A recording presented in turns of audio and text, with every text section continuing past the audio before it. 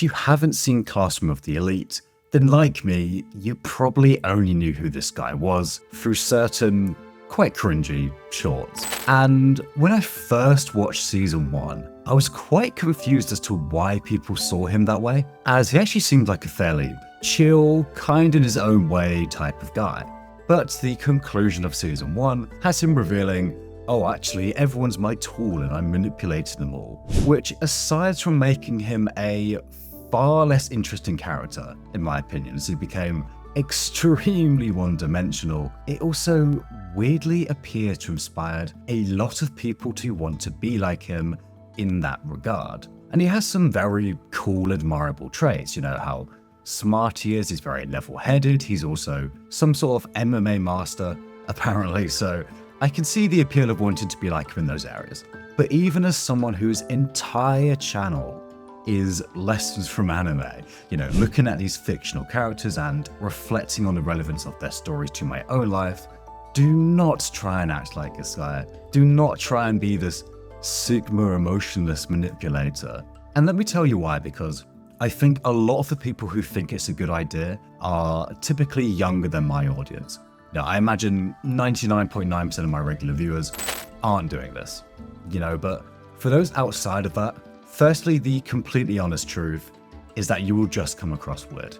You know, to be blunt, you are almost certainly not this outlier genius that can come up with these ridiculous plans that this fictional character with the benefit of the plot, ensuring that nothing unexpected gets in the way, etc. can.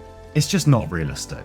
And so if you try and do that kind of thing, either it's going to come out at some point, or it's going to have to be so small that you're probably just not really getting anything out of it.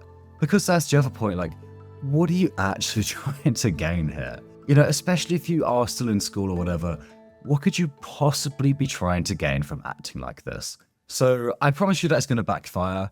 And also at the end of season 3, we find out that even he doesn't want to be the way he is. You know, we see him thinking to himself that he hopes one day he'll actually feel a genuine affection for someone. And on the note of that last point, I do think a big part of why the series feels so edgy is that so far at least, it hasn't really explored the other side of that as much, you know, the negatives of acting like this.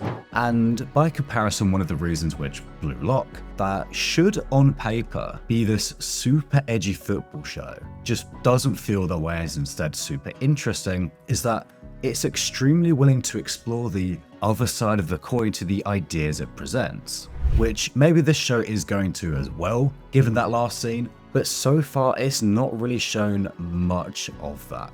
And hopefully it does, because at the moment it seems like there's quite a group of people just kind of avoiding that part of it. But anyway, I'm going to talk about how this all compares to Blue Lock in the next video. Just a quick one to get myself back into the swing of things after some time off over Christmas. I'll see you again soon.